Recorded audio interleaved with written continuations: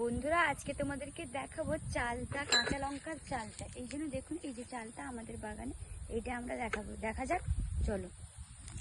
এরপর আমরা চালতাটিকে একটি গামলার সাহায্যে জলে রেখে ধুয়ে নিব ভালো করে। এরপর চালতাটিকে আমি ধুয়ে নিয়েছি। এরপর একটি বঁটির সাহায্যে চালতার ডান্ডিটাকে আমি কেটে নিয়েছি। এরপর আমি চালতাটিকে একে একে করে আস্তে আস্তে করে চালতাগুলিকে কেটে নেব। চালতাটি আস্তে করে কাটতে হবে, না হলে হাত কেটে যাবে। আমি চালতাগুলিকে টুকরো টুকরো করে নিয়েছি এবং গামলার জলের সাহায্যে চালতাটিকে বেশ ভালো করে ধুয়ে পরিষ্কার করে নিয়েছি। চালতাটিকে থেতো করার জন্য আমি শিলনোড়া একটু ব্যবহার করেছি। শিলনোড়ার সাহায্যে চালতাটিকে বেশ ভালো করে থেতো করে নিতে হবে। থেতো করে নেওয়ার পর একটি থালার মধ্যে আমি কয়েক সামান্য পরিমাণ লবণ, এছাড়াও দিয়েছি লঙ্কার গুঁড়ো, এছাড়াও রয়েছে তেঁতুল।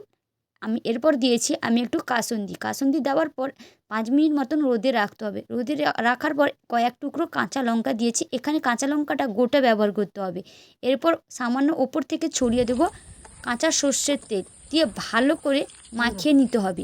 মাখিয়ে নিয়ে খেয়ে দেখলে খুবই টেস্টি এক রেসিপি।